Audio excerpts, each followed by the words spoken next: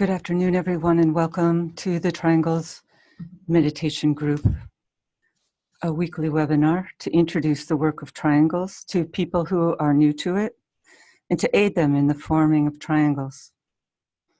Another purpose underlying our work together is to create a platform for those of us who are already members of triangles to come together each week and participate in a meditative visualization in the support and strengthening of the work of triangles and the planetary network. Triangles is a simple visualization technique using the power of thought and prayer to uplift and transform consciousness.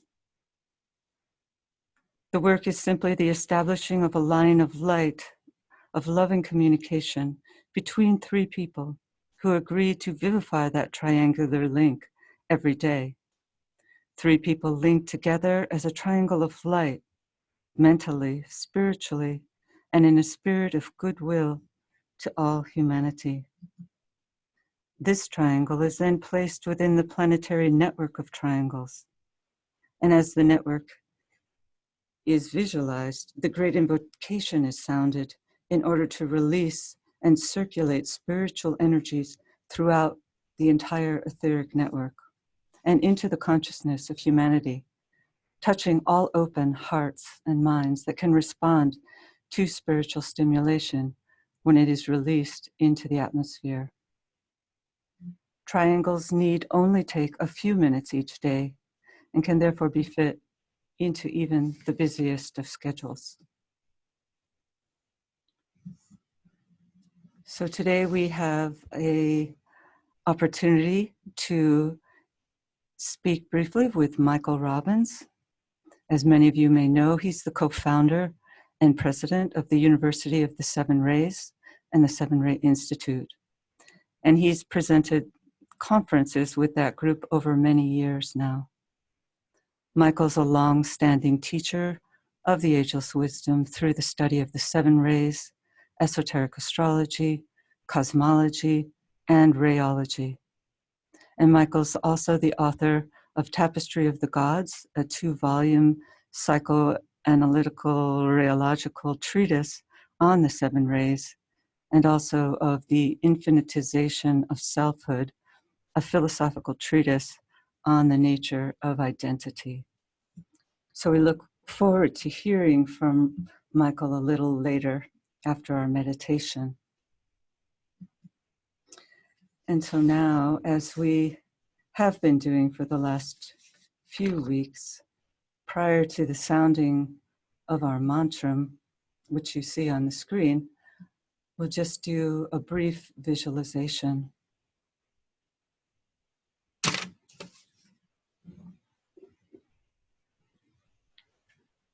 So lift your consciousness to as high a point on the mental plane as possible.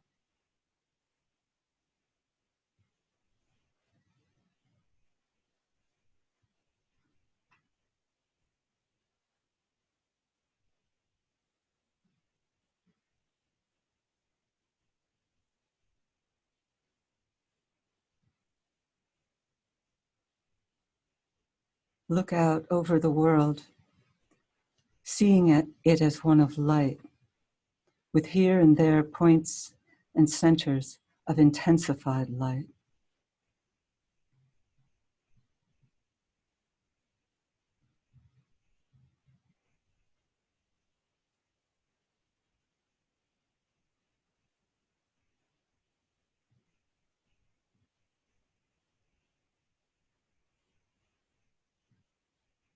See the energies of this network of light pulsating to the rhythm of human aspiration.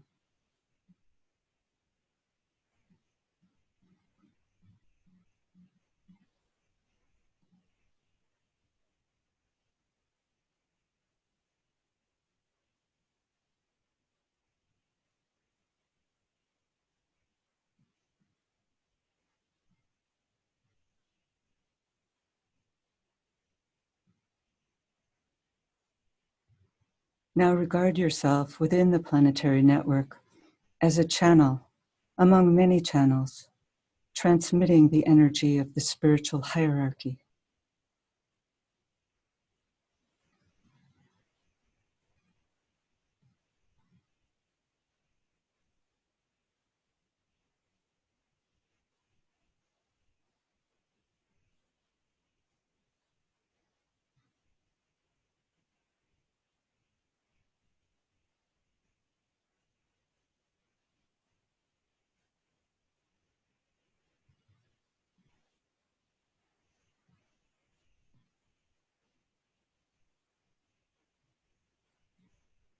Imagine the potent love energy pouring through the network of light, stimulating the many points and centers of energy, transforming the pulsation of human aspiration into the rhythm of the planetary heartbeat.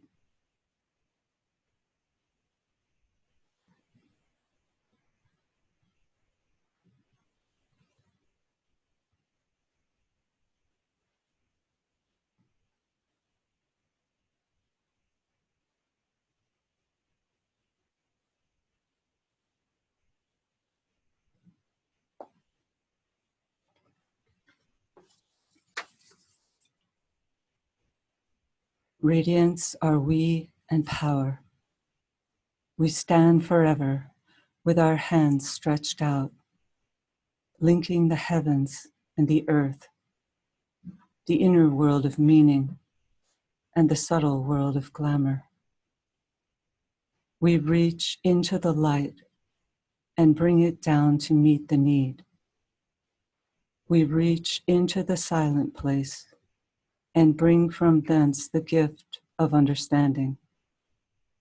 Thus with the light we work and turn the darkness into day.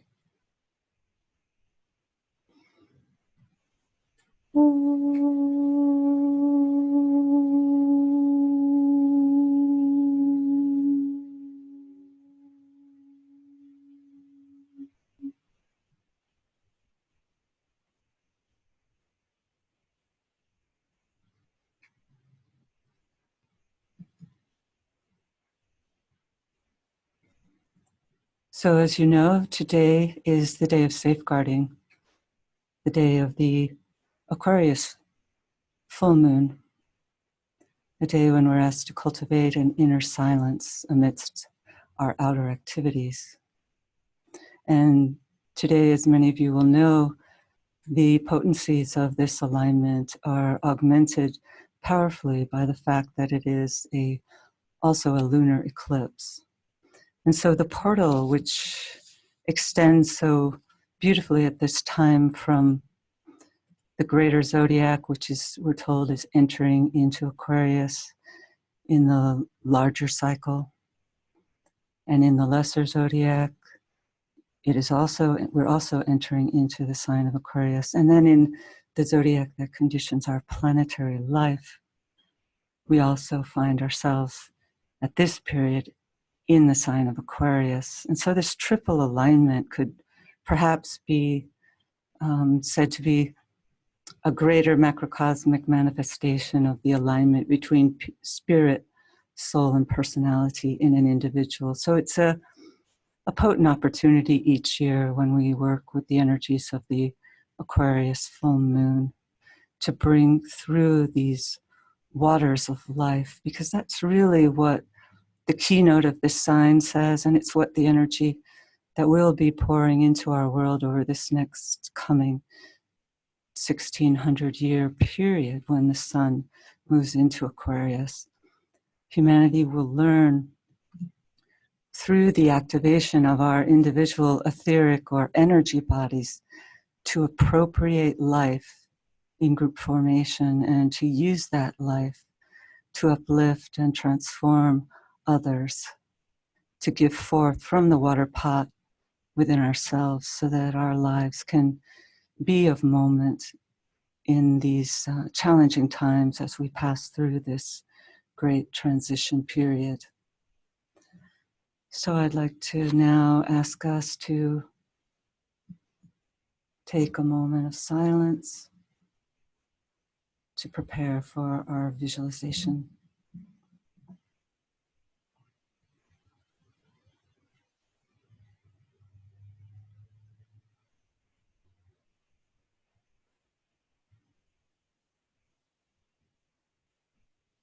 Let's link in thought as a soul, a point of light and love, with all those people throughout the world who are working with this Triangles meditation group.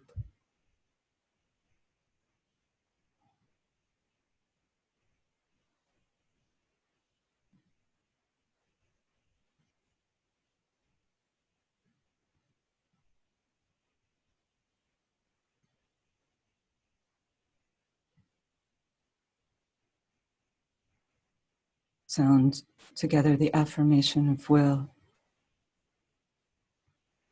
In the center of the will of God, I stand. Naught shall deflect my will from His. I implement that will by love.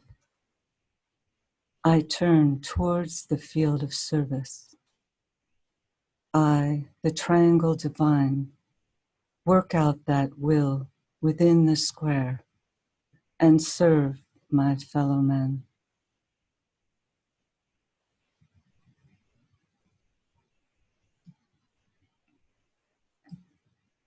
Using the creative imagination, link with two other points of light to create a triangle of light.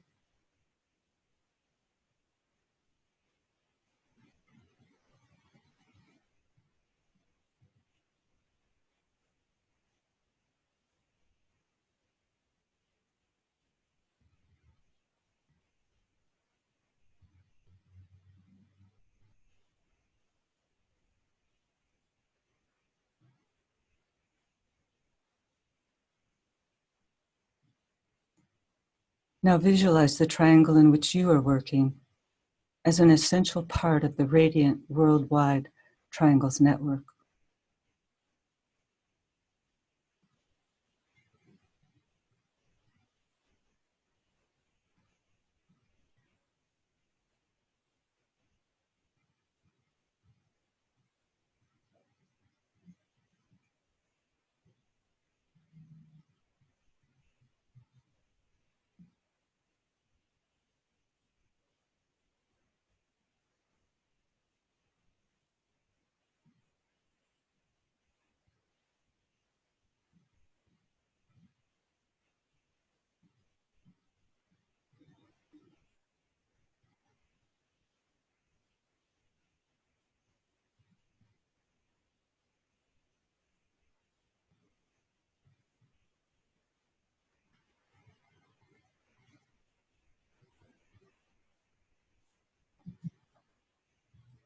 Hold the consciousness immersed within the light of the group soul, the heart of love which underlies and infuses the network.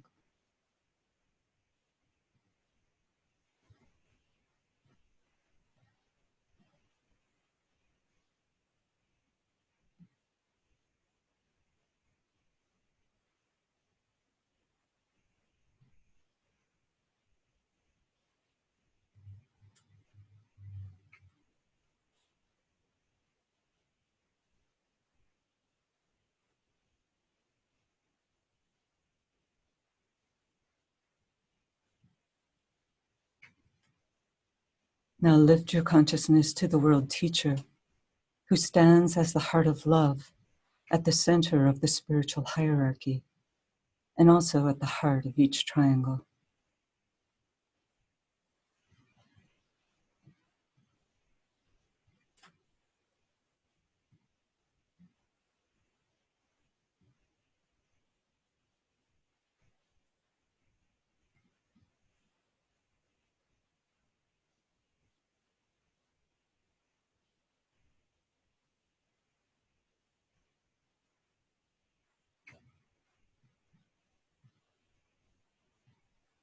Hold the group mind open and receptive to this inpouring energy of love.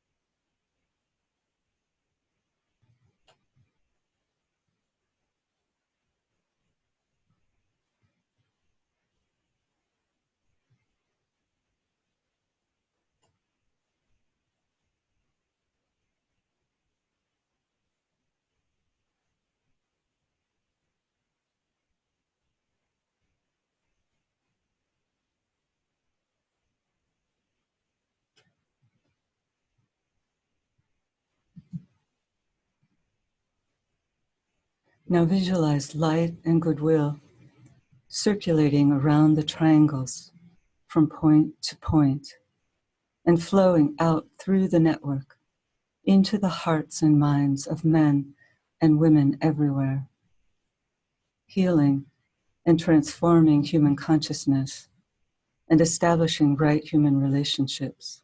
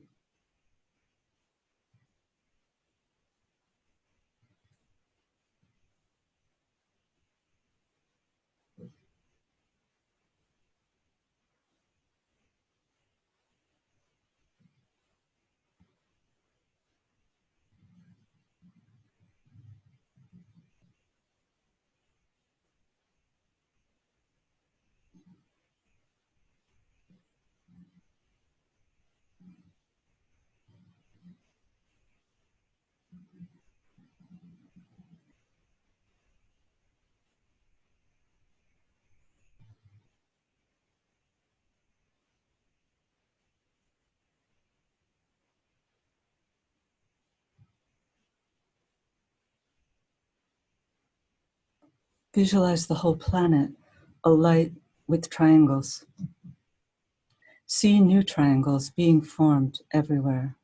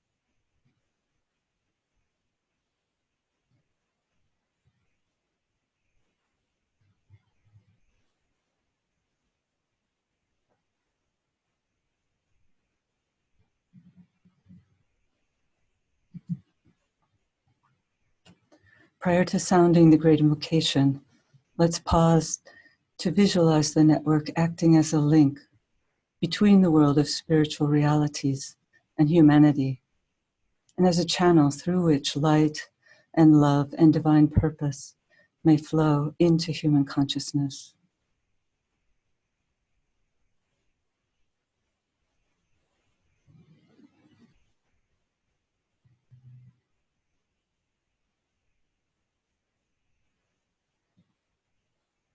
From the point of light within the mind of God, let light stream forth into human minds. Let light descend on earth.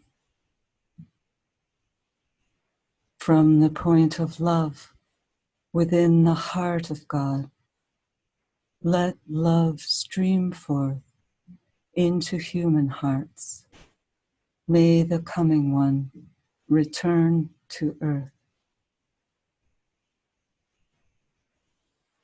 From the center where the will of God is known, let purpose guide all little human wills, the purpose which the masters know and serve. From the center which we call the human race, let the plan of love and light work out, and may it seal the door where evil dwells. Let light and love and power restore the plan on earth.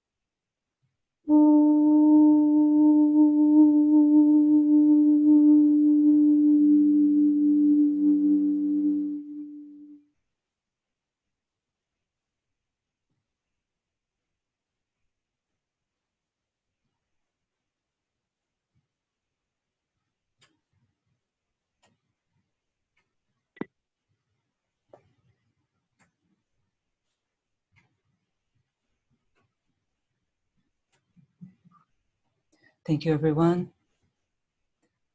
And now we have the opportunity to hear from Michael. And so let me unmute you, Michael. Hello? Yes, hi. Hi, Michael. Hi, Kathy. Hi, Kathy, and everyone. I hope you can hear me. Yes. And I'm grateful for the opportunity to be able to join your process and share a few thoughts. Who knows what, but a few thoughts anyway. Well, we look forward to hearing from you. I have a few questions, and then we'll open it up to the audience, and I'm sure they'll have some questions and comments as well. Right. Okay, so I'm going to let you have the screen now. Do I say start my video? Is that what I do? Yeah. Okay. Yes. Let's just see what happens here. Yeah. And okay, and maybe that will do it. And okay, you should be able to see the egoic lotus in blazing glory. Yes, we do. And we see you hiding there. Okay. Okay, so today's the day of safeguarding of the Aquarius full moon, a sign of great importance to our planetary life. What do you understand to be the major conditioning factors in this Aquarian energy, and what impact do you think they will have as the new age gets underway? Well, it's the great sign that is particularly associated with hierarchy, that great unity of advanced souls. And so, as members of the new group of world servers, let's say we work under the driving energy of Taurus, but as we approach closer to the hierarchy and even in the servers, we join this unity of radiating souls and recondition the etheric network, especially of humanity. Well, let's see if I can maybe, no, I'll do that, okay? I'll do this. And I hope you can see this. Yes. Basically, our etheric body, as so many people know, is found on these lower 4 subplanes of the etheric physical plane. But when we're talking about Aquarius, we're talking about the Lord of a great constellation, and the highest planes here on our cosmic physical plane are in a way ruled by Aquarius, just as these lower 21 are in a sense ruled by Saturn. And so we have the opportunity to, under Aquarius, to connect with the great brotherhood, sisterhood of hierarchy, and we have the opportunity to connect also with the intuitional plane, the plane of spiritual will, the plane of our monad, and the sea of fire. And all of these are somehow ruled in a large and general sense by Aquarius. So I would just call it kind of substituting the higher planes for what we normally experience in this dense physical body of our planetary logos. And, it's going to be an age of wonder. The Tibetan talks about the Yes, the wonders of the new age. It's going to be very scientific. It's going to be according to the period. Now, the way I calculate it, uh, each one of these equinoctial ages lasts about 2,160 years, or in a rounded out period, 2,500 years. We hear that the Christ took up his point within the center of a triangle, consisting of the avatar of synthesis, the spirit of peace, and the Buddha, and he will be there for 2,500 years. Now, that's maybe a little longer than the technical age of Aquarius lasts, but in the first part of it, there will be difficulty. It will be ruled by Saturn, and we have to learn the right brotherly, sisterly adjustments. There may be issues concerning, water problems and sharing the fluids of the earth and so forth. The next 720 years, according to my calculation, deals with the planet Mercury especially, and in a way it's ruled by, let us say, Gemini. It will be a very brilliant age, brilliant, intuitive mental age. And then, just to make a long story short, the last 720 years is the era of brotherhood, particularly brotherhood. As the Tibetan describes it, it's going to be ruled by Venus, and the true, what we call love between human beings will flourish at that time. Now, that's what we're all really looking forward to, but it's going to take a lot of work, no question, and many incarnations as we disabuse ourselves of wrong human relations, which are based upon the lower ego consciousness. Now, what was your question? Well, you answered a couple of them. Okay. So each sign brings in major conditioning influences from the planets, the ruling Yes. planets, and the rays. Yes. What will be the impact of these influences under Aquarius? Well, Saturn, every planet is a great deity and has more than one ray. Sometimes we think about Saturn ruling the first 720 years. It forces humanity to face its karma. It's basically a third ray monadic planet. It's one of the great planets that we call in the synthesizing triangle. So the highest of all those planets really have to do with Uranus, Neptune, and Saturn. So a lot of the third ray will be coming in, and many financial adjustments will occur, and we'll have to learn the hard way about what it really means to share between ourselves. Now, remember, the Christ can't even really begin his reappearance process, cannot show up in physical person until a measure of sharing exists in a habitual way between the nations. The next is Mercury, of course. It's a brilliant planet, and it has everything to do with cultivating manas, a mind, but it's more than that. It's a fourth ray planet, but on a deeper level, it's a fifth ray and third ray planet. So it is the most truly mental planet of all, and the linking of the mind with the intuition, I think, will really be a condition human beings at that point. Now, here's another factor. We are entering, he says our science cannot tell us when it is exactly, but we're entering an approximately 25,000 year Platonic period, which is going to be ruled by Aquarius. We don't know whether it's ruled by the seventh ray also. So this Aquarian influence is huge.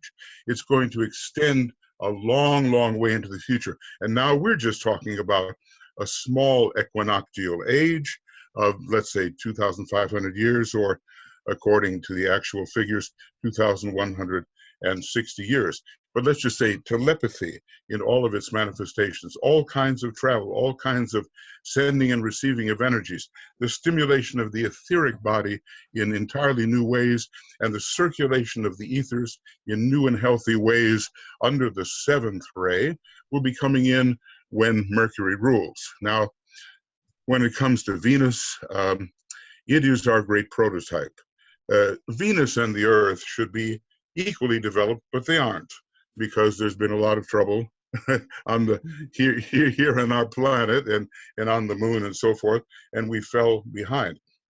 So we look to Venus to set the ideal of what soul life in the spirit of love and in the spirit of wisdom really would look like when practiced among human beings. So it's going to be really a time of beautiful flowering and fruition, yes, if we can work through the earlier 1500 years of the Age of Aquarius in the proper way. I think, DK gave out in a letter to one of his chelas that the actual time of the starting of the Age of Aquarius will be 2117. And interestingly enough, that's the moment when Venus again transits across the face of the sun. Very interesting coincidence. Yes, not a coincidence, obviously. Well, you know what I mean. Looks like a coincidence, but I'm sure there's something in it. So anyway, meanwhile, what do? We, who will have a number of incarnations before that time, what we do is we try to come en rapport with the Venus aspect of our own nature. And if we look for what that is, I'm not sure that I can make this happen, but let's just see. This is the Venus aspect of our nature. This is the egoic lotus, underlay by the solar angel. This is our true home in heaven. This is in the third heaven. It's on the higher level of the mental plane. And basically, this particular figure is sometimes called the triangle. Now, the whole point of all this is to be able to get the triangle into the square. And the Masons have that. They fold down their triangle over the square. And they have an ability, or we will have the ability, to infuse our etheric body, which is very, in a way, square-like. We will bisect the square esoterically, the way DK said his teacher taught him to do. So he changed the square into a triangle, and that's our job. Sacred planets have the triangle as their major figure in their etheric body. And the Age of Aquarius will be a very etheric age, and health will improve dramatically under Aquarius and the seventh ray, simply because of the circulation, the divine circulatory flow, which Aquarius rules. Yeah. Do you have any thoughts to share as to the nature of the process of sacredization of our planet? Well, let's make ourselves into more sacred human beings. Yeah. It all starts with every one of us. It's so easy to project out there and see the other guy as doing the wrong thing, but we have so many things hidden under Pluto, which have to rise up to the surface. We have to see these things, and we have to deal with them. So we have to start by learning what it means to come together in love and light in the group and see our identity as more towards the universal. After all, Aquarius rules universality. That's what we're told. And it's not the whole universe, okay, but what it really means is taking the whole solar system in as your habitat. So let's study very hard, meditate at a high point of tension, and help people the best we can. And that's going to take care of the elevation of humanity. If disciples can just do that, their radiation is going to help everybody. So let's look first to our own situation, the situation of our groups, and then spread the ageless wisdom however we can, because that thought form has to win by the end of this century, says Blavatsky. And in terms of the sacredization of Earth, systemically considered, what are the implications there that you understand? Well, they're really pretty big. Yeah. Because if you think about it, Earth is the base of the spine center of the solar logos. Now, we all know that, let's use an analogy, that with the human being, that basal center may sustain some simply physiological and organic things, just keep us kind of going. And it's related to the etheric body, just the way the sacral center is related to the dense physical. There's kind of a switch going on there. But the thing about it is that only at the third initiation is there enough heat, enough vitality in the base of the spine center, which is Earth, to really begin the rising of systemic kundalini to the highest head center, which in a way is ruled by the sun or by Uranus. So there's an interplay between our solar god and our Earth, and it's a question, you know, I know this goes into cosmic fire and stuff like that, but everything is evolving. So our solar logos is evolving. Now there's a question of whether our solar logos will take the great fourth initiation of renunciation in this solar system. He's got another one coming, or whether he can actually move on to becoming a master solar logos, such as the logos of Sirius will be. And our little planet plays its role in that, because at the fifth initiation of mastership, it's the base of the spine center, which is the major center. So our evolution right here on the Earth, making it a sacred planet, passing through some kind of fifth initiation right here on the Earth, the whole planet will condition whether the solar logos can move on more rapidly into the next solar system.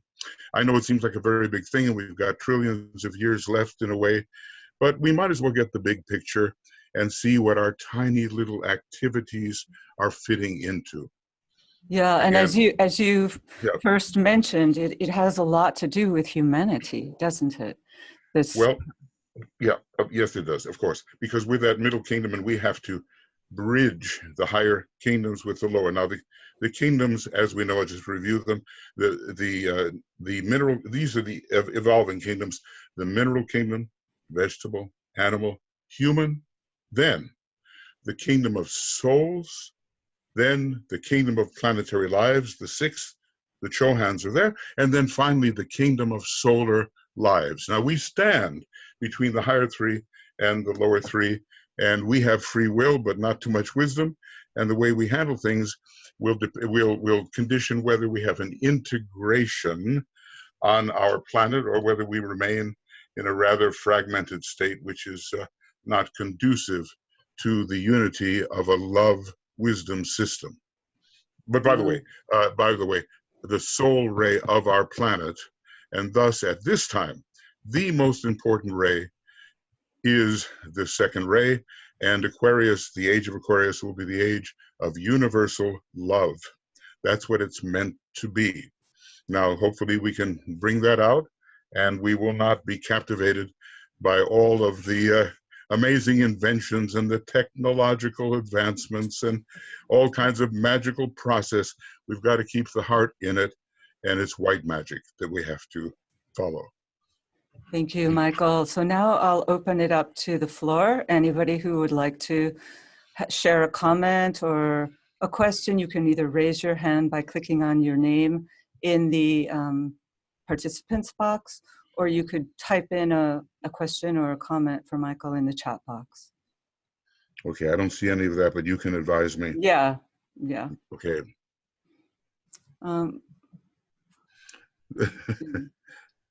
Anything goes, you know.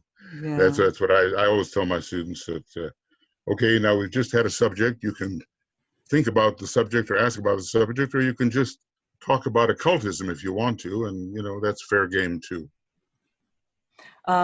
David Trice asks, is there any way we can obtain the beautiful graphics that you've presented? That's my wife, Tuya. And I think she's here as well, somehow tuned in, I hope so, that the link was sent to her. And people ask about this, and we indeed would like to distribute it. Look, they really belong to DK, right? You know, in a sense. But we've tried to be as authentic as we can about the colors and the meaning. And the quick answer is yes. And the manner of the distribution, you know, that is still being worked out. But you can be sure that as soon as we start to distribute these things, that anybody who wants them will be able to use them. I hope I'm not speaking out of turn. And, you know, if Tuya is there, she can answer further on this matter. Okay, great. So Nina asks, what is love really? We're told it's not sentimental. So what is it? Okay, well, how many definitions of love are there? And then no verbal definition will hold. And DK has so many wonderful definitions, and I think it's the hardest question of all to answer. But for me, it is the realization of identicality with all other beings. In other words, when my heart is open, I can begin to see the sameness of soul in everybody, and really the sameness of spirit. It goes beyond liking and disliking, which is sentimentality, right? DK is always warning us about, love is not any attraction within, it's not any affection, it's not any attraction within the lower system.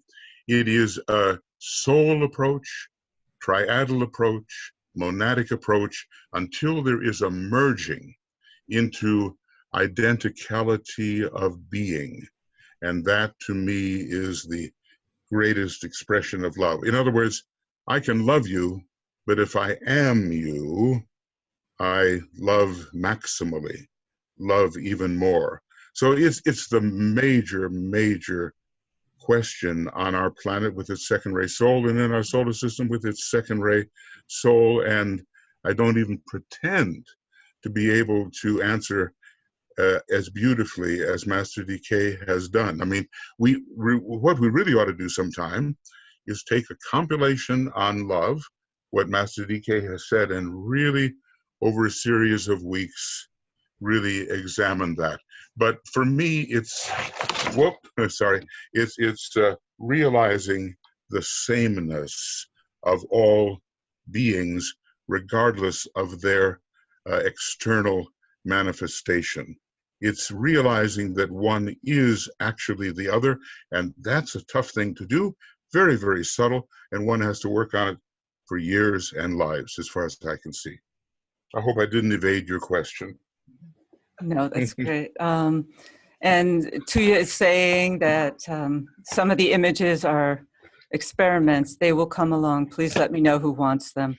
So if you'd like the images, you could just put your email into the chat box, and I'll forward them to Tuya. Kathy writes, we need to continue this on a regular basis, please. I really appreciate the bigger picture and synthesis of concepts. Thank you. Thank you. I mean, when we compare our mind to Master DK, there's just no comparison, but he has come to teach us to think with the abstract mind first. And for the next 2,000 years, that's going to be the story. The sixth subrace of the fifth root race will be operative, and then begins to fade in the 10 million year sixth root race, when the true intuition will be cultivated. So we have to, begin to move in that way towards it. John writes, regarding the timeline of the Aquarian age, 720-year segments, could you articulate a little more about the reappearance of the hierarchy and the conditions necessary to help that process? Okay, well, the conditions necessary is that we really do our work, support goodwill in every way, strengthen the Triangles network, because it is a work which must go on, deepen our point of tension in meditation, and as far as the interior study goes, just have a well-stocked mind, the way Alice Bailey and DK said we should. Now that's about preparing, and then, spread the great invocation as far and wide as possible, and somehow live a life of example. What did he say in Treatise on White Magic? Inquire the way, live, how does he say, obey the inner impulses of the soul, don't pay any attention to worldly wisdom, and then finally set an example. Okay, those four things are our requirement. Now, the first, I talk too much. The first part of the question, repeat it for me, Kathy. What was the first part of the question? Hold on, I have to get back. I'm so sorry. Yeah. Yeah, basically what you You answered it, yeah. But I had one more thing to say, if I could hear that first part of the Regarding question. the timeline of the Aquarian The age, timeline. could you Okay, look, articulate a little more about the reappearance of the I, hierarchy? It's I not really can't. asking about the timeline so much. We can't really say low here, low there. We can't say, the Christ is running around East London waiting for the press to recognize him. That's childish, that's foolish. But let's just say this, that in every one of the 5 centers, a master must be established, and he won't be established first. First, the disciples gather, then the initiates gather, then the master gathers, and then the people in relation to that planetary center, whether it is New York, London, Geneva, Darjeeling, or Tokyo, they start looking to these powerful groups for good advice regarding all manner of things, because the ability of the master and his associated initiates and disciples is widely recognized. Now, just think about that. That's going to take some time. Master DK is coming out in 2025, he says around the year 2025. Okay, all right, so, give or take a few years. But he's going to be writing all about astrology, and he's going to take the first ray into consideration more than he has before, and a whole new series of documents and books. Who knows what it'll be now that we live in a computer age. They will come out, and a new amanuensis will appear, and we have to assimilate all that as part of the bridging that he wants to see going. So it's not going to be immediate. As a matter of fact, there's 2 places you should go. Page 699 of Externalization of the Hierarchy, and page 530 in the same book. And then you will see that right now in 2025, only in all probability, the first steps are being offered for practical steps in the externalization of the hierarchy process.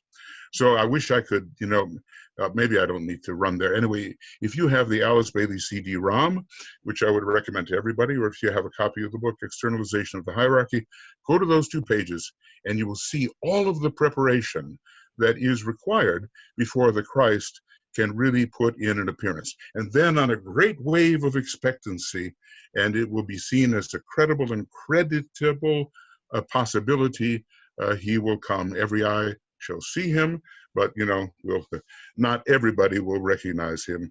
We've been told he comes for his own. So therefore, a century, at least a century, in my view. Meanwhile, we have all the assimilation of what DK has given and will give to handle. We have the great educational, he calls it propaganda, the propagating of these new ideas about the ageless wisdom, so that by the end of this century, occultism can win the day, says Madame Blavatsky. We have a huge amount of work to do before we can expect the Christ to reappear, but that initiates here and there, that even masters and so forth may appear in certain centers, that we can begin to look for, because it's part of the externalization process. But in terms of the Christ appearing, I do believe that most of the 6th ray Piscean energy has to die down, and the real free Aquarian energy come in before the Christ begins his actual reappearance. And it's probably up to humanity. How fast can we do this? How well can we do this? I'm sure, okay, that when the Christ looks at the possibility of his reappearance, as he anxiously wants to appear, we are told, it's a condition within humanity that signals he can, and not a specific date. But I estimate at least 100 years. Could I just ask the group to please, if Tuya could write her email address in the chat box, that they could contact her, because otherwise I would have to look up everybody's email address, and it's quite time consuming. So if you want, if Tuya would just write her email, then everybody could contact her for that. Otherwise, I don't think it's going to happen. But how do you get there? How do you get there? I'm lost. Well, the chat box, I don't see it. Triangles Meditation, and I see Karen, Sarah, I see the names of people, but I don't see the chat box. Okay. Maybe then I don't know, but I don't know if I can send out all these. I just don't have the time. Okay. I'll tell you what. I'll Uh, just write to it's Tuya, period, how do you S spell? as in How do you spell Tuya? Tuija. Mm-hmm. Tuija, period, S as in Sam, period, Robbins, Robbins, at gmail.com. Or if my email is easier to remember, which I don't think it is, it's infinitize8 at gmail.com. And you can write us and we'll start collecting names of people who would like to have some of these charts the way Tuya has done them from DK's books. And also, if people would like to get in touch with Michael, they can use the same email because he hosts a multitude of webinars and other things. And Yeah, and Makara.us, yeah, yeah, Makara.us is where you can find much of Michael's work. yeah, and also the Moria Federation, and Tuya does even more of the broadcasting than I do. So if you want to know about our broadcasting program and so forth, and our webinaring program, you can write us, but I'm really very happy about what I see going on here and the number of people that come to this, and I think it's excellent, Kathy, and I'm very happy to see it. It needs a lot of us to spread the word at this time. Yeah. So we have time for just maybe one more question, and it's from Wayne Sturba, longtime student you might know of the teachings. Okay. I think so. He says, is there a role for the Antakarana in the transition of the Earth to a sacred planet? Yes, because the closer we are in touch with Venus, there's a particular Antakarana that is existing and being built to our prototype Venus, the more rapidly we will rise in our sacredization process. So Venus was sacred after, let's see, I think 5 rounds, and I think they are scheme rounds, much faster, just like the Christ. There's an analogy there between Christ and Venus. Christ moved the fastest among humanity, and Venus, although not the most developed planet or the oldest, moved the fastest among the planetary logoi because of the power of love. Ray 2 monad, Ray 6 monad. There's always 2 monadic rays, that's another matter, 2 and 6, and a Ray 5 soul. So the closer we come via this Antakarana to Venus, which, by the way, I don't think we're building at all. That's the work of the hierarchy and of the Nirmanakayas and probably of the residents of Shambhala. It's so exalted. But anyway, it's on its way to Venus, and the Venus influence will pervade the Earth and make sacredization much more possible. I don't know whether it's going to take 7 rounds in order, planetary rounds, not just scheme rounds. I mean, not just chain rounds, of the whole planet. Let's see, what did I say? Planetary scheme, yeah, scheme rounds, to make us sacred, or whether we can do it in 5, also like Venus did. DK said, Venus and the Earth are twin sisters. They should be at the same level of evolution, but Earth fell back because of the moon chain disaster. So the short answer is yes. The Antakarana that's being built by the advanced beings on our planet will contribute to the sacredization, more rapid sacredization of our planet. Okay, and one more because it's important. Please share your vision. It's from Alexander. Please share your vision about the importance of the upcoming World Servers Festival Week in December this year, and how we could or should prepare for it. Okay. Well, strengthen the hands of the new group of world servers. Always, that's in, and sometimes some groups are just calling them the world servers because they're maybe not new anymore. But to most people, they are still the new group of world servers. And we have to make sure that we are somehow participating in membership in this group. And this is not easy because, generally DK has hinted that the members of the new group of world servers should look for initiates of the 2nd degree and 1st degree. Now, at what level does that place a true member of the new group of world servers? But the whole idea is to constantly visualize this group under Taurus and the 4th ray with increasing light for all humanity, and to talk about this great December 21st to December 28th festival every 7 years of the new group of world servers. Let everybody know. And then in our own groups, either sponsor groups that are meeting to strengthen the whole idea of service during this time. It's great that this question comes up now because Aquarius is the world server. And Aquarius is pouring forth these energies from the top of the head and from the shoulder and all of that. And the more we serve and induce other people to serve, the more the new group of servers will be valued and the more people will want to participate in that great event. So let them know that it's coming, and think always positively in terms of the servers, and arrange your own meetings at the time of the festival of the new group of world servers, and let everybody know about it, or join one of our events. We have a number of events going, as probably you do too, Kathy, with the Lucifer Trust, I suppose. Whoa. Wait. I'm hearing things. Yeah, I don't know. Somebody's. That was interesting. Anyway, keep it in mind. Strengthen with light and love and power. This group, talk about it, prepare for it. Make sure that your service is as keen as may be during this year. Now, we got a lot of Jupiter and Sagittarius, a lot of vision coming in here, and we have many useful astrological angles. Let's serve as we never have before. Talk it up, meet over the internet, meet in person, and be ready for that festival week from the 21st to the 28th in Capricorn of the new group of world servers. All right. Thank you so much, Michael. And yeah, thanks, Kathy. Really appreciate your sharing with us. And so we're just going to close with a moment of silence to link up with all triangles workers throughout the world.